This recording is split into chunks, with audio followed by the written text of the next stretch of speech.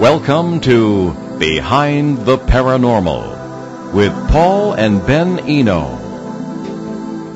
What is an empath? How can an empath or psychic help people who have had negative UFO or alien experiences?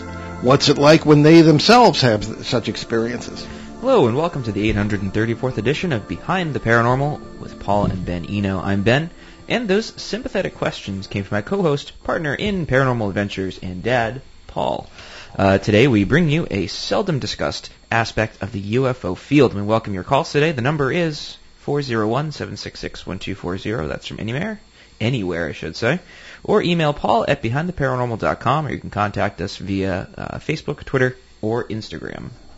Joining us in studio today are two prominent New England researchers and experiencers who have appeared on the show a number of times on live panels that we've done from New Hampshire during various UFO festivals, but this is the first time they've appeared on the show without 20 other people.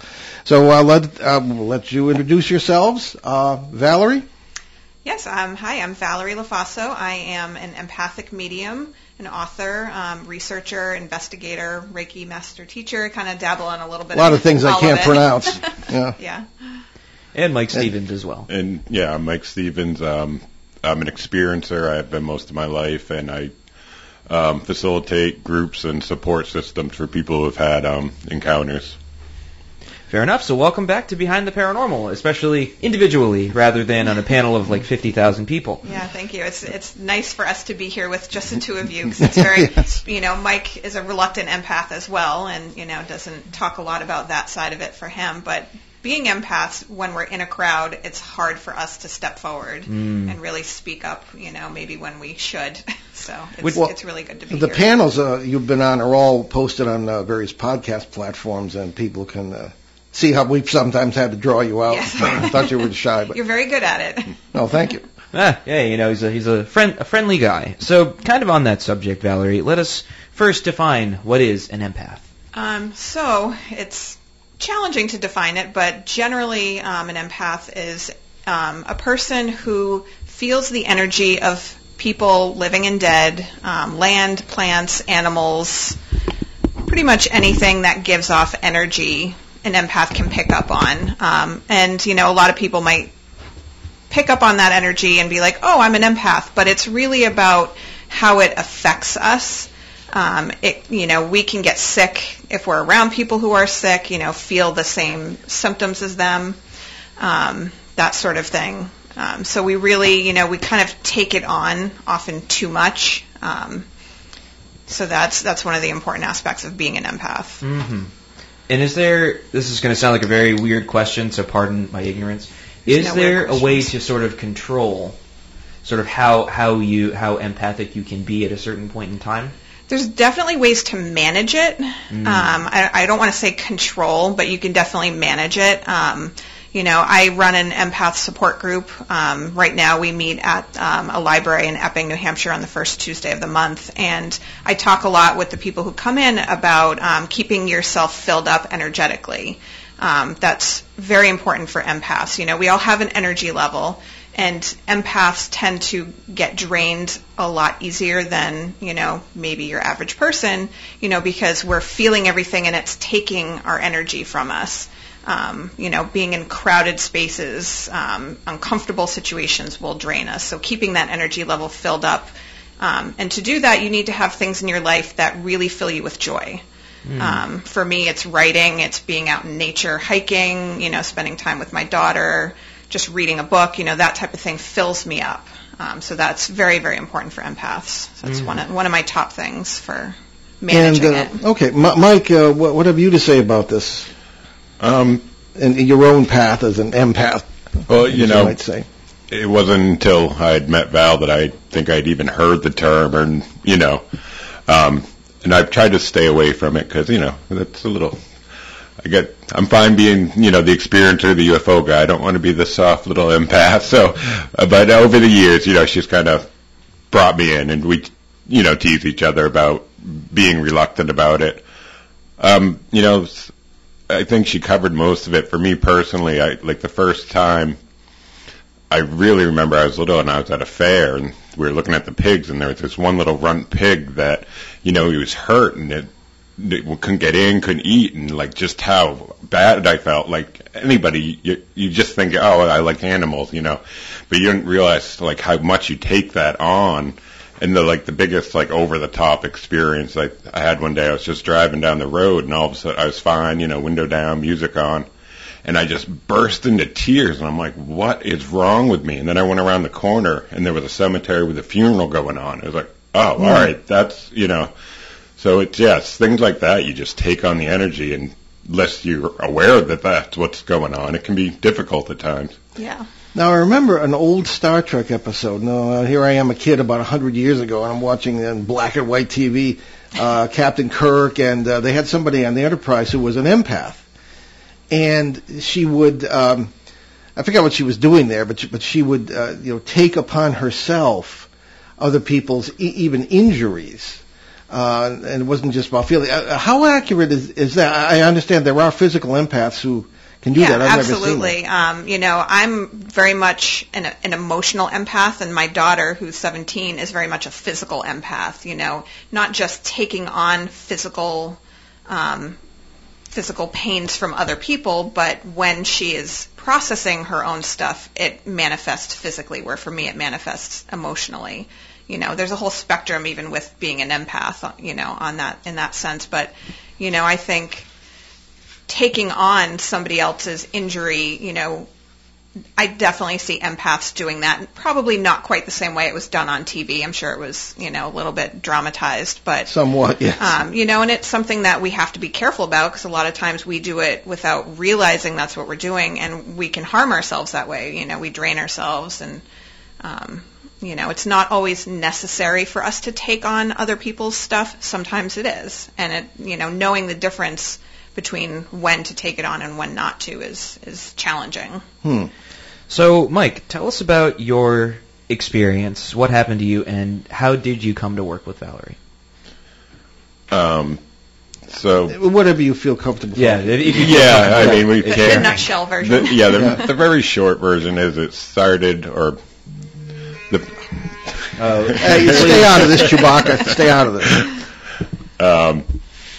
I was about 3 years old at my grandmother's house in Southampton, New Hampshire, and somehow I found myself called outside. I got outside. My cousin was there with me, and then from the woods behind my grandmother's house, this craft emerged, just, typical saucer disc-shaped object, rose above the tree line and made its way over to us near the driveway.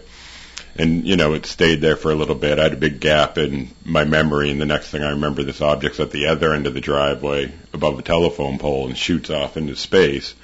And then it's just been ongoing over the years, different, demeanors and types of experiences and that sort of thing. So at some point I kind of figured out that nobody was going to do anything. Nobody could fix this. I had to come to terms with it myself. So that's kind of how I got involved with the paranormal group and stuff, and that's how I ended up meeting Val, and, we've been working together on various things since, and, as we've been doing that, we started kind of, seeing the crossover that, not all empaths are experiencers, but almost the opposite is true, that almost all experiencers are empaths. Really? Yeah, we had a support group meeting one time, and there was probably 15 or more people in the room, and we asked, okay, everybody was experiencers who was there, and we said, all right, who believes they are an empath? And everybody raised their hand. Why do you think that fascinating.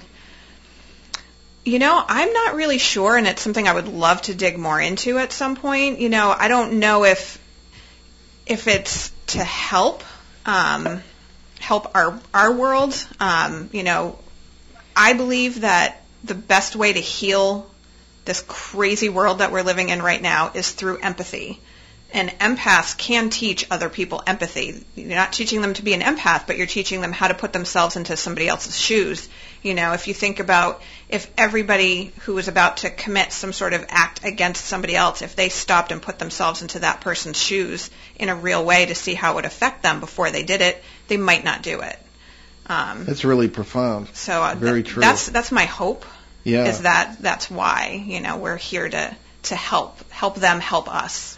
That gets into a little bit about what we talk about, the unity with the capital U, one of the terms that we use, and that may be approaching it from a little bit different angle, but it's the same thing. The realization that we are each other, in a very literal way, that the whole individual thing can be very destructive. It can be positive or it can be negative. So we're getting into what we had hoped to get into, which was the UFO empath connection. Now, we have a question from, I don't know if you want to go this far, but we have a question from a very faithful listener in Bogota, Colombia. Ben, if you would. Yes, Peter. Peter, yes. So Peter writes to us, can you please ask Valerie and Mike if they could please relate a specific close encounter that either of you have had where you saw an entity which did not appear human? And I would add to that, if I may, Peter, do you feel, would the empathy extend to all life forms? Yes. Okay, so.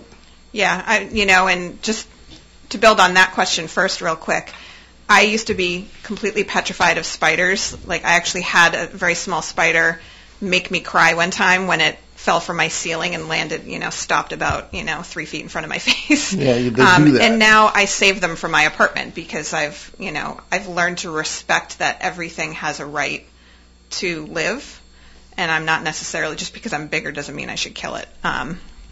So that has changed me a lot, but I've encountered a lot of what I would consider non-human entities. I did have my own encounter when I was 4 with my father that I believe has to do with both he and I being empaths. But as a medium, I encounter them intuitively as well. And I've seen a lot of different, what I guess we would call species. I've seen the typical grays. I've seen mantis. I think one of the most impressive that I've seen is I think they're called lion people. Yes, we've had experiences with them too. Yeah. Did we invent the term or did someone else? I don't know. Interesting. Well, we can't put patents on stuff. So. No, of course not. No, this is all. No, I think that's, there is an entity that other people have, experienced that has something to do with Orion, and there's an association with Egyptians and that sort of thing there. I think those are probably my favorite to encounter. I know we're here to talk about you, but I came up, we had at our old woodland home in Cumberland, Rhode Island, just south of here, I called it the Lodge. And I built it myself, a little building, and I go in there for meditation and prayer. And I came out one night, and there was one of the lion people, for lack of a better term, standing there, very whitish, looked at me with the most beautiful eyes, turned and walked. And this particular one had like a horse with the face of a lion, more or less. And walk, I could hear the footfalls in the leaves as if it was like a real creature. Wow. And I'm not the sort of person who usually sees things, but holy criminy. I mean, this was just amazing. This is many years ago. And since we've seen photographs of them, and they're very kind and helpful and compassionate species who apparently live in worlds where the laws of physics are such that they're aware of poor clods like us who need help now and then, kind of thing. Yeah, the first time I actually encountered them was doing that. I can only describe it as an exorcism. There was a person who had another soul taken inside of her, and she wouldn't release him. It was kind of like a reverse possession. She trapped the soul instead of it attaching itself to her. But I was helping out. I was one of 4 mediums helping out with that, and I was there to hold the space of the room. That's one of my specialties, is working with the energy of spaces. And they came in, and there was one at each corner of the room just guarding things, making sure nothing else came in while this entity, inside this person was being extracted. Yeah. It's always corners. Interesting. Corners. Yeah, the spatial relationships between us and other realities or entities at times can be very strange. Sometimes they're up by the ceiling, and Mm-hmm. So before they send the men in the white coast to the studio here today. I would ask, have you ever worked with the clerics? We call them the clerics. Very, very tall, very, very thin, usually hooded.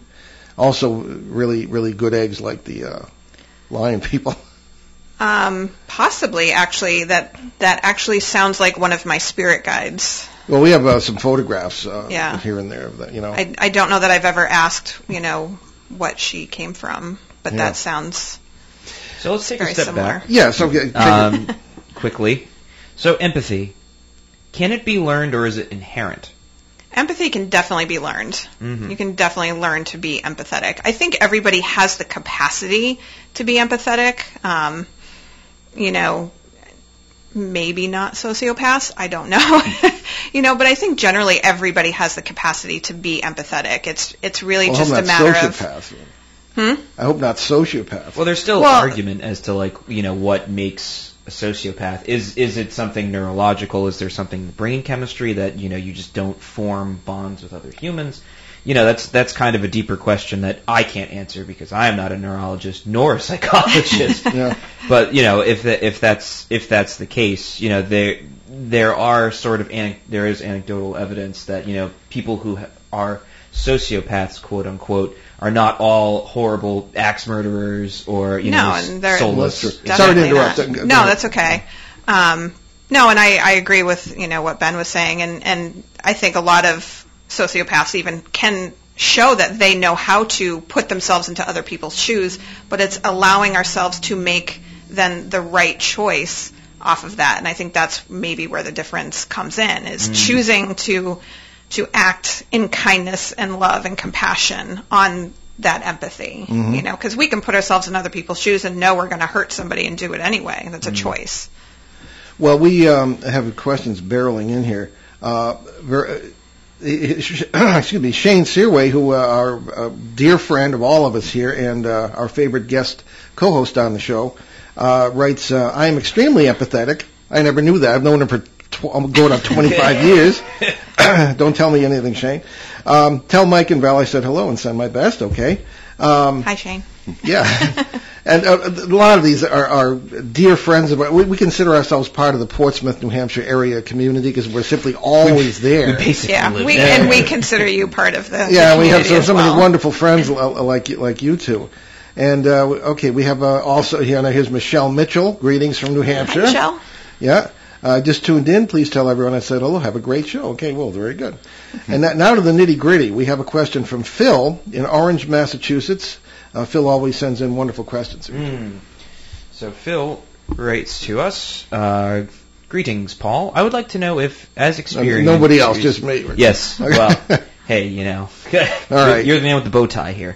Right. I would like to know if, as experiencers, your guests have ever sensed that their abductors are totally devoid of emotions or feeling. There's a little bit more to it, but we can probably start there. Yeah, I think it's a common misperception that they don't. I don't think they experience it the same way we do. And I think that probably ties into why there's this connection between experiencers and empaths. I think they have an idea of how our emotions work, but only like if you read a book. If you read a book on gardening, you would understand what gardening is. But until you put your hands in the dirt, you don't experience it. So if you're trying to learn about emotions and understand it the way we as humans do, it makes sense that you would go to the people who feel it the most, the empaths. Yeah, I suppose it makes sense. And I would agree with that.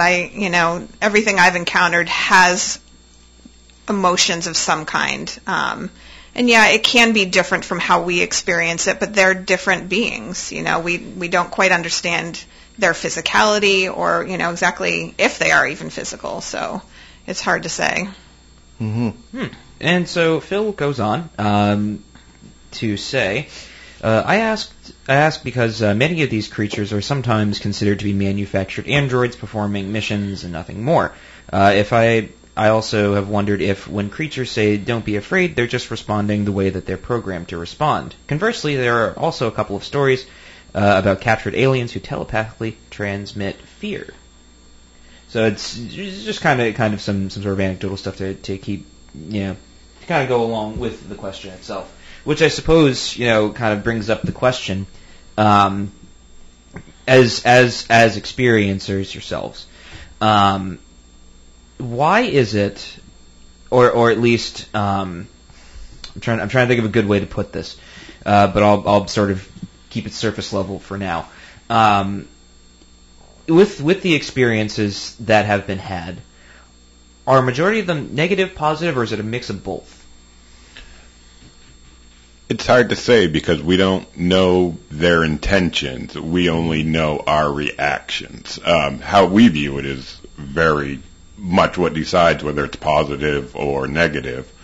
Most people, it can be truly terrifying, it can be traumatic, but most people get to a point where there's a component, like that's more the physical stuff that just for whatever reason it's happening, but there seems to be more of a spiritual transformation later down the line that people seem to appreciate. So it's a little bit of everything, I think.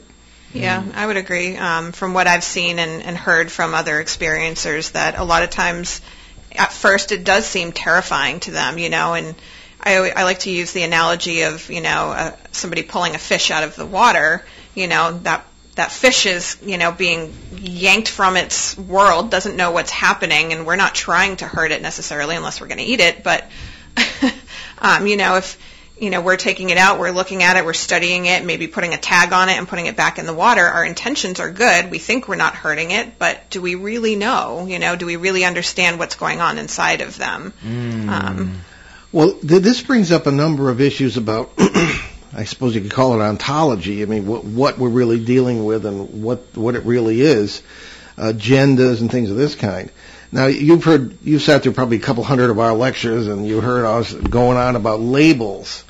We put labels on things according to our understanding of what it would be, but the reality might be something entirely deeper or even different. So, does empathy help you get to the bottom of what you're really dealing with? And one of the questions we always ask is, how do you know what you're really talking to? How do you know if you should believe what it says? How do you even communicate with them? I've run into all kinds of entities that don't speak English or aren't even verbal, and you run into these things. I mean, how do you deal with that? I mean, how do you know you're not putting your own labels on something and not interpreting what it really wants or is? Yeah, that's actually a great question. And I think as an empath, we have the ability to get to the core. Empaths tend to see the core of everybody, living, dead, otherwise. At least that's my experience. And as a quick example, and this isn't ET related, but I was training my intuition. I was working with a medium. We were on an investigation. She's one of those mediums that sees the ghost standing there talking to her. She can describe it. It's clear as a bell. Very envious because it doesn't quite work that way for me.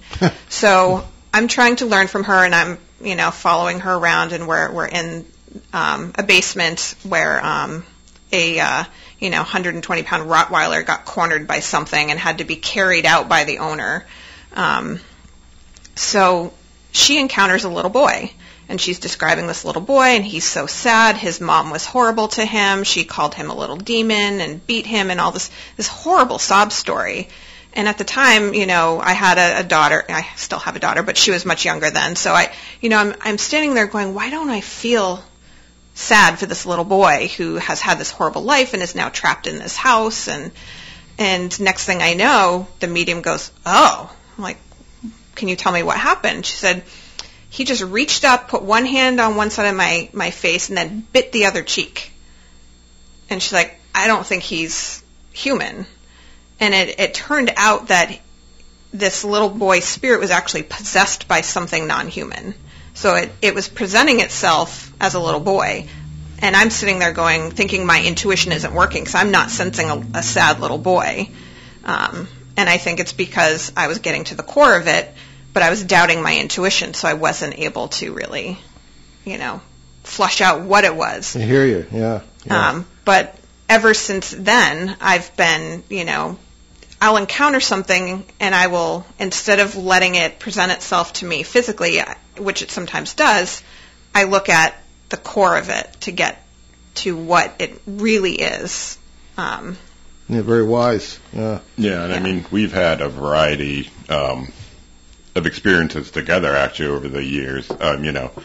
from full body apparitions to UFO sightings to missing time but the UFO stuff, it has like an energy signature that you can kind of pick up on. The spiritual or ghostly stuff has an energy signature that, similar but different from the UFO stuff. But we ran into something that, we have no idea what it was. It was the most intense energy we've ever, felt, but we have no clue what it was. I want to get into that after the break, but we're going to take our break. You're listening to Behind the Paranormal with Paul and Ben Eno on WOON 1240 AM and 99.5 FM in New England's beautiful Blackstone River Valley with our two great guests today, Valerie Lofaso and Mike Stevens.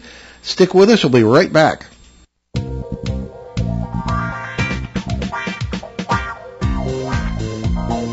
The night is alive. Join us and take a walk on the weird side when you tune in to The Kingdom of Nye, hosted by Heather Wade, the finest in late night talk. Listen live free weeknights starting at 9 p.m. Pacific time at thekingdomofnye.com, talkstreamlive.com, and the Paranormal Radio app.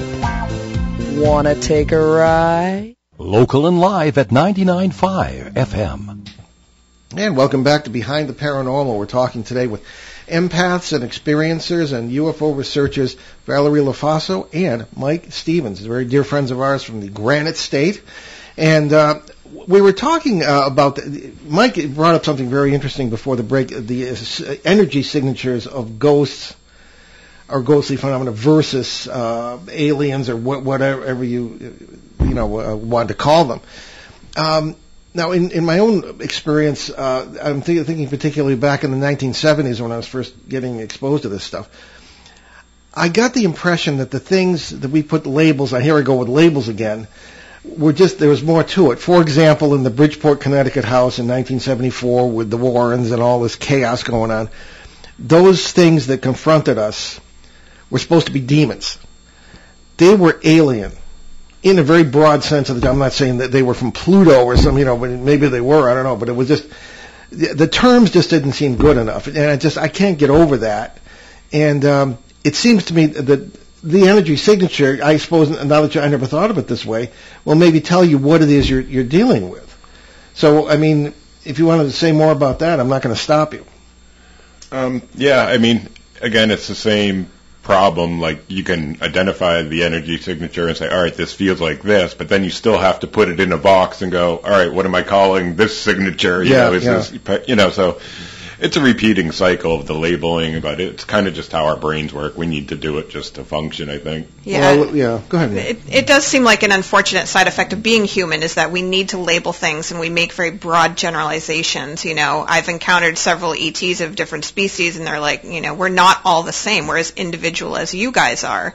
And, I think people forget that. They want to make it easy to identify and associate and assign characteristics, and certain behaviors to certain beings. And that's just not always the case. Well, our little squirrel brains always go for the shiny object. Yeah. So that's sort of the thing. Now, as far as, I remember Ben and I attended one of the support meetings at that wonderful Far Out Diner in Dover, New Hampshire, which is a UFO themed. Oh, yes. And it says terrific, biggest pancakes I ever saw. And I don't know, I think you were there with your daughter, yep. Valerie, and Mike, I think you were there too. Yeah, you were there. Yeah. And this goes back a couple of years. Yeah. Because we go back a ways now, all of us, our whole merry band up there. And it was very interesting to hear people talking about their own experiences, although they were mostly asking us stuff. But actually, we had hoped to go up and just listen to the experiencers talk about what has happened to them. How do those support groups work, and how would people? Because I know there are many listeners who are confused about their own experiences and might want support. How do you go about looking for a good support group that's going to do you more good than harm? Do you want to answer that, Mike?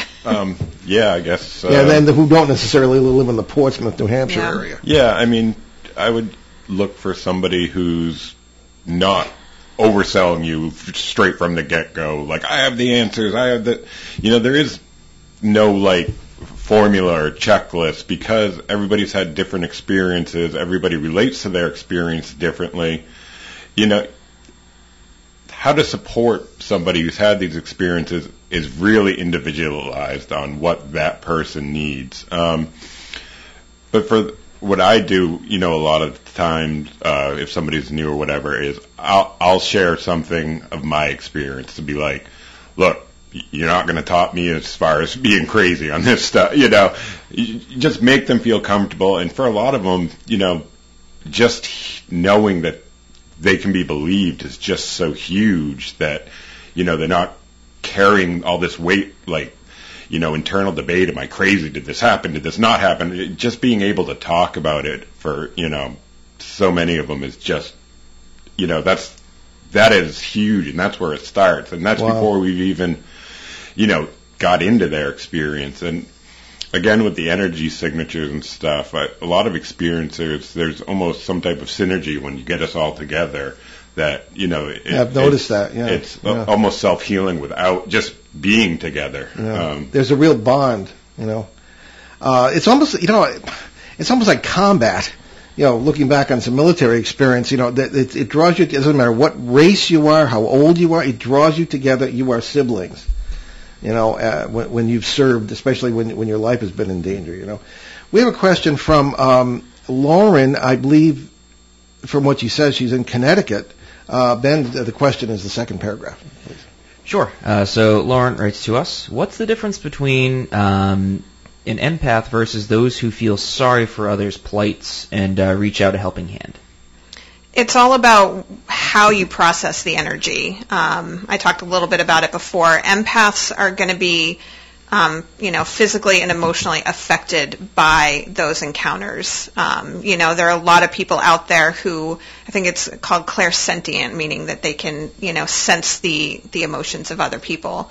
But it's being drained by it. It's, having to really manage the encounters and that type of thing that kind of separates the two.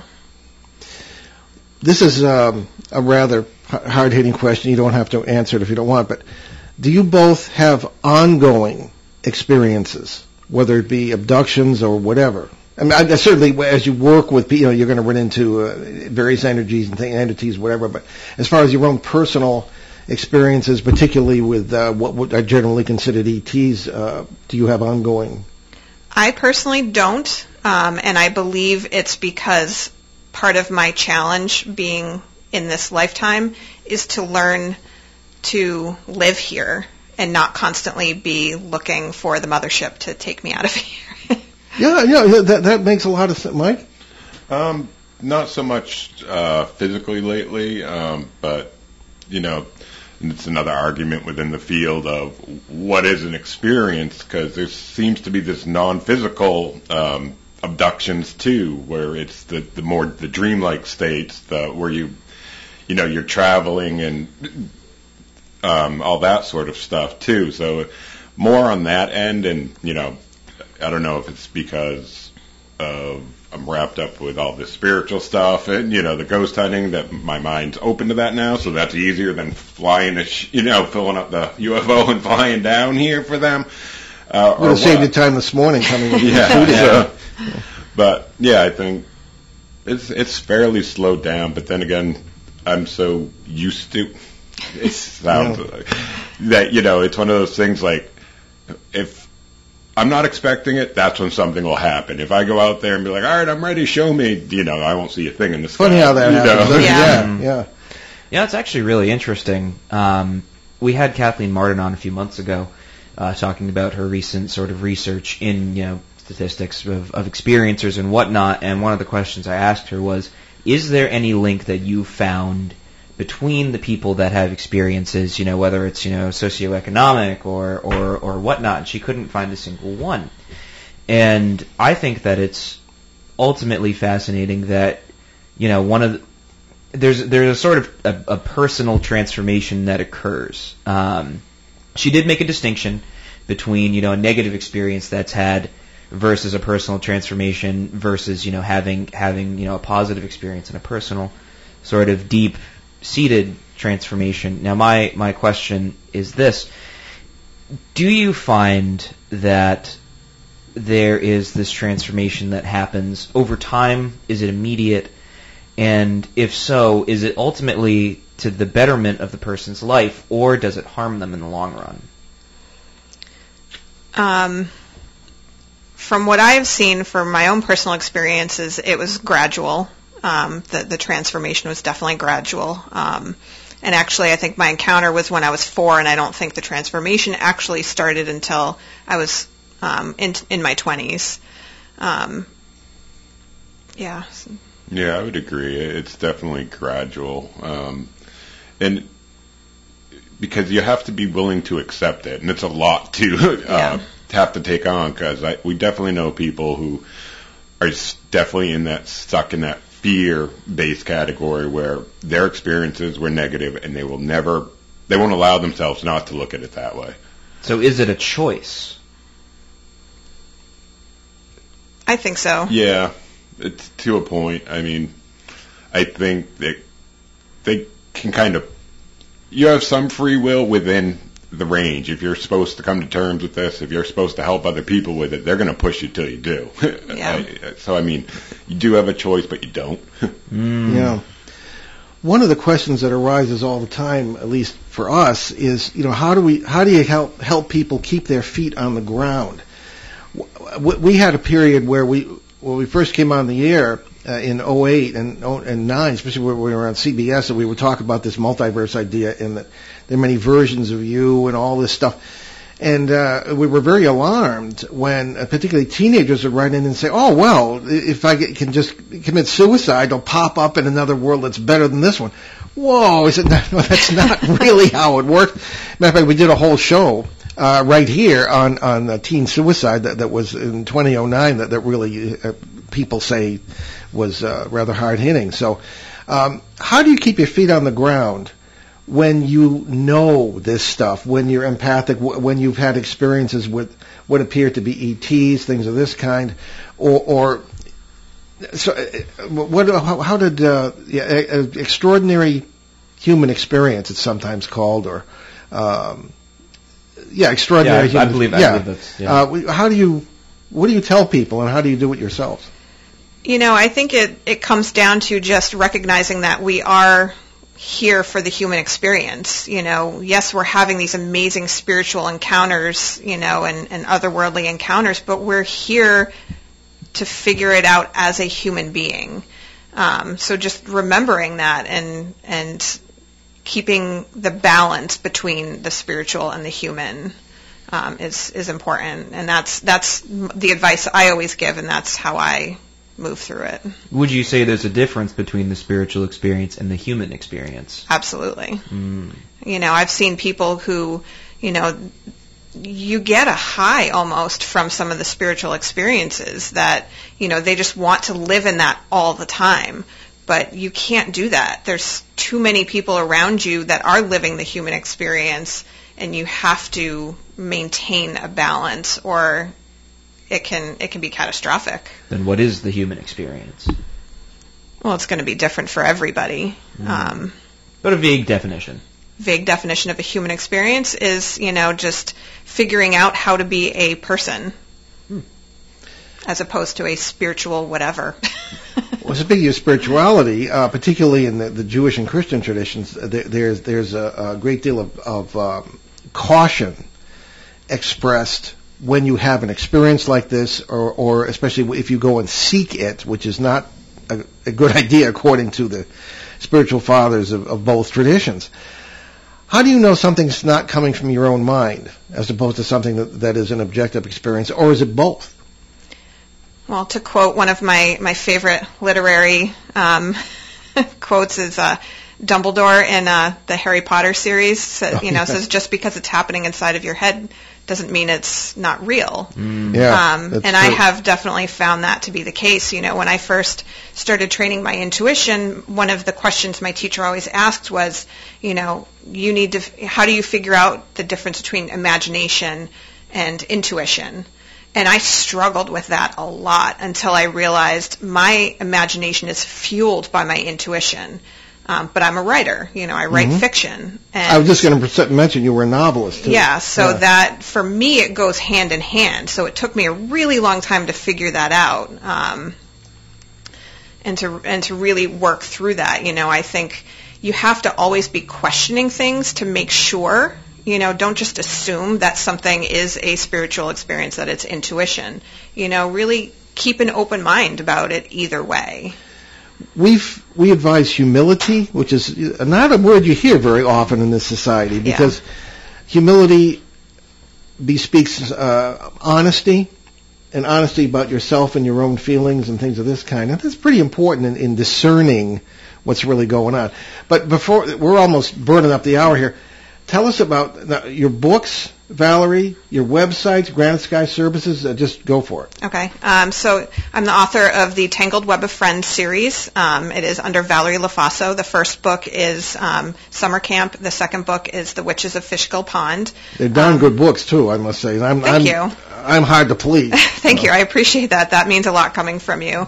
I have the third book ready to go, and a fourth book being written in the series, and it's essentially about a teenager named Josie who suddenly, she hits her head and now she's seeing ghosts, and it's all about the relationships, how it affects her, how it affects the people around her, living and dead. Okay. And those are available on Amazon, of course. The first two are in ebook on Amazon right now, and hopefully in print within the next couple months. Okay. And is there a website people can go to? Not yet. I'm working on that. Okay. Right now I can be found on Facebook under Valerie Lofaso Writer. All right, well, let us know. Okay. Mike? So I have the website, I guess is the best way to get a hold of me, and it's got a pretty detailed list of, what we can do. I mean, I tried to break it up and name the services, but basically, if you need any type of help and you don't see it on there, give me get in contact. Granite Sky Service. Yeah. And that's granitesky.org, which is the hard part to remember because I say COM all the time on accident. But then, I'm in the process with Nomar Slovic, who's an author, putting out Granite Skies, which is the story of all my experiences. So Nomar's been on the show. So if you are in the southern New Hampshire, southern Maine, you are in luck. If you're a confused experiencer, because Mike will be to the rescue, and Valerie's right there too. So I think that'll really be great. Now, one of the criticisms of the UFO field is that it never goes anywhere. In other words, was way before 1947. I mean, the darn Egyptians were seeing discs in the sky. But people say, well, we really have made no progress in 50 years. We haven't really seen anything. What progress have we made? Where do you see us going from your point of view, the point of view of people who are experiencers, and what the message to them is, what they can do with it in their lives, and where would you take it? From where I sit, what the progress I've seen has been the conversations. More people are talking about it. They're not scoffing at it. And I think that's a really important place to start. People talk about disclosure, and it's like, well, if we have conversations on our level, as a society where we know this stuff is real, then disclosure isn't necessary. We know it's real. We know it's happening. You don't need to hide anything from us. We need to keep the conversations going. I really like that because you've heard us on panels. We've been on a lot of panels together, and I'm very skeptical about disclosure. Disclosure, for those who don't know, means the government, presumably, or any government, coming forth and saying what they really know about UFOs. And we'll have our learned colleagues will be on the panel and say, well, I think it's going to happen this and then. And they'll get to me, I'll say, all right, show of hands. Who here believes what the government says? Yeah, exactly. Everybody groans, And it's like, if it does happen, I think it's naive to expect it. If it does happen, our opinion generally doesn't speak for you, Ben, tends to be that it'll be inaccurate or incomplete or simply false based on whatever agenda. And people should realize the government is not the government. I mean, there are competing agencies. There's turf battles, even among the military. The service to service. So I mean, there's nobody really who, even if the president orders disclosure, you're going to be lucky if it happens in any kind of consistency. So I mean, it's a disaster from one end to the other. Well, I mean, when we had Philip Mantle on a few weeks ago, I brought up. Because he was talking about he released, the alien video, autopsy, and he said no one cared. And he's like, no reaction at all. And I said, do you think people have the same reaction to disclosure? Will anyone care? And he said, oh, well, I don't know. He's like, he basically said, I've talked with my colleagues about it and we don't know. And that's kind of my feeling is, okay, well, it's pretty much accepted to anybody who believes it. I think the last statistic I saw was like 75% of the Earth's population believes that there are extraterrestrials. Like it's almost a non-question at this point. I mean, just disclosing that, extraterrestrials exist. It's like, okay, cool, great. What are you going to do about it? So this is kind of leads me into my final question, which is, with all this being said, the modern world in which we live, especially here in the West, is incredibly solipsistic. In that, we kind of live within our own bubbles, and, whatever anybody else does, who cares, it doesn't really exist because it's through my experience that I see everything, right? And it's reinforced, by technology, it's reinforced by, sort of this societal attitude we have, which is, only my experience matters. So as experiencers, just from observing over the last few years, it's almost a community that's built up where people do have a shared experience in a way that's almost society transcendent, in a sense. Now that being said, do you find that this tight-knit community that you're in is sort of on the fringes? Is it meant to kind of reinvigorate society, transform it? What do you think? Yeah, definitely transforming. It's all about making those conversations okay, being open to having those conversations more, and making the connections with the people where you suddenly do care about their reality as well as your own. I don't know how many times we've seen people, that are complete strangers sitting in the same support group, and they have a shared experience, and next thing you know, they're best friends. And they're like they never, like they grew up together. It's pretty amazing to watch that happen, and I would definitely say it's, transformational. Yeah, it is, and I mean, you watch, people tell other people's stories, but they're telling their own story, but it just interlocks so well that, there's this instant, like, I understand, and with that type of synergy and stuff, I think they're, back to the what's ufology done, we're still arguing about nuts and bolts. Is there a physical craft? And for these experiencers, they obviously know the answer. But now they're stuck in this position where we're still arguing about could it really be a craft or not. They need help, which they can't get because we can't even admit this is happening. And then, from there, a lot of stuff can happen. Like you mentioned, the suicide, there's depression, there's, self-medicating problems because they're just trying to get through the day. I mean, I think it's pretty easy to kind of just forget about the person in the whole equation, right? Because you're so busy trying to prove the phenomena, you forget about the person it's affecting. I mean, the same thing happens in the ghost world. Everyone's so busy focusing on, is there a parasite here? Is this whatever? And they're focusing so much on that they forget about the people that are involved with it. And the experience is just as important as the experiencer.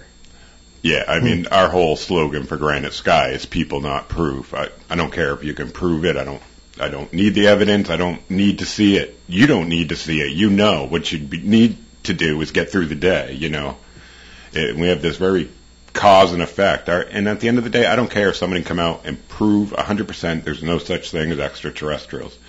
It doesn't matter. Something is still causing this effect on people, and that's what needs to be looked at.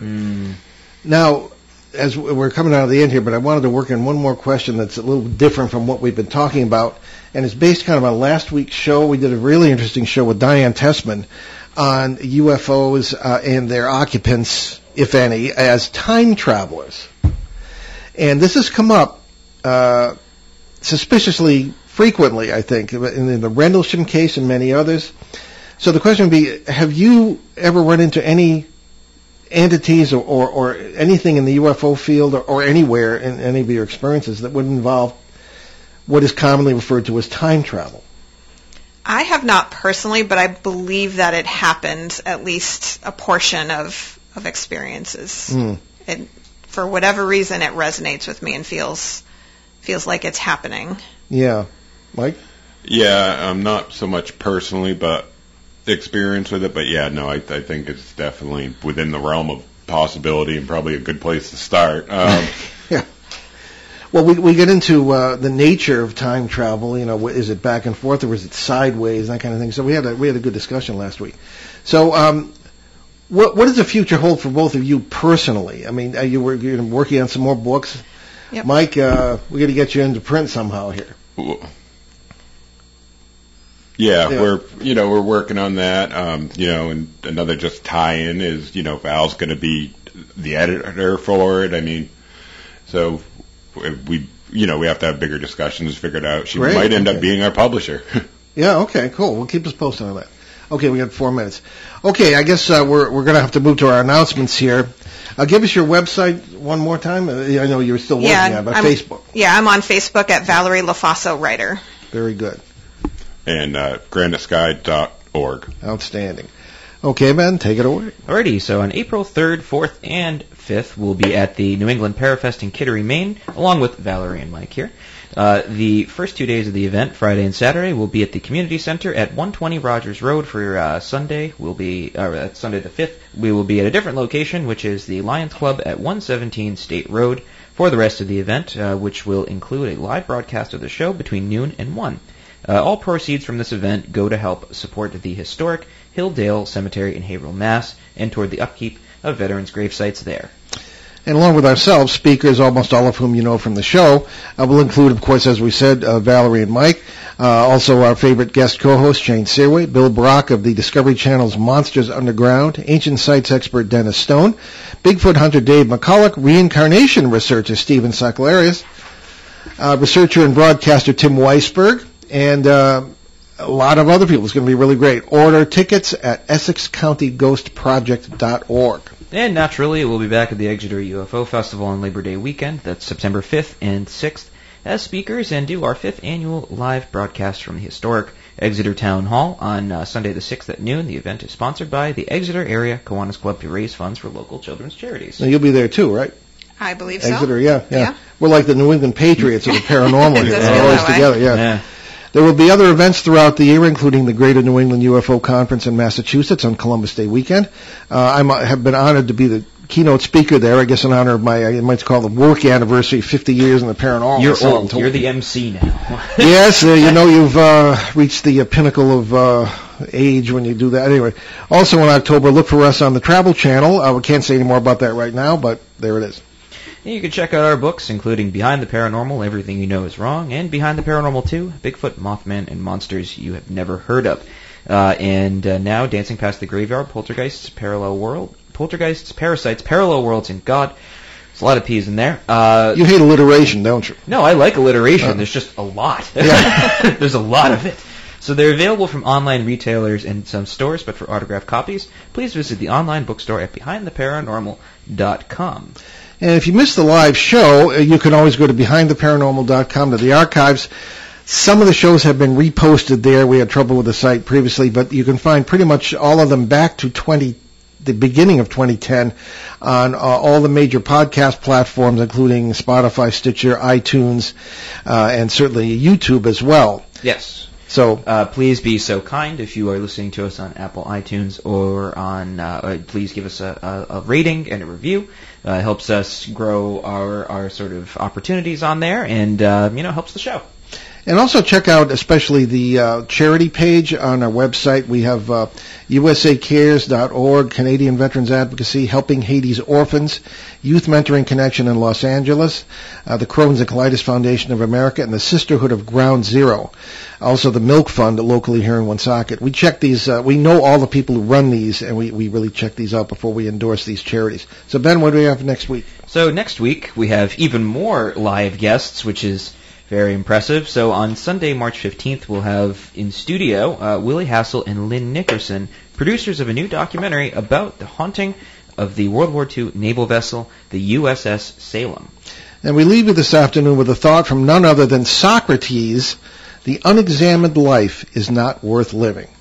Well, we have like 15 seconds, so... 15 seconds. Do you have any closing thoughts besides Socrates? Well, I like Rumi. His theology of beauty from the 13th century is just wonderful. That caps off our discussion of UFOs and experiencers here. So anyway, can I close the show now, Ben? Yes, please. All right. I'm Paul Eno. And I'm Ben Eno, and thanks for joining us on our great cosmic journey, and we shall see you next time on Behind the Paranormal. Return to this radio frequency 167 hours from now for another edition of Behind the Paranormal with Paul and Ben